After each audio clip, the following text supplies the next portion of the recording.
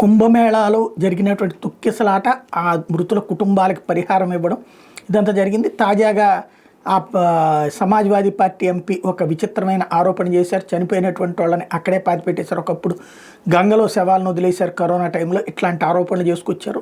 నరం లేని నాలుక ఏమైనా మాట్లాడుతుంది.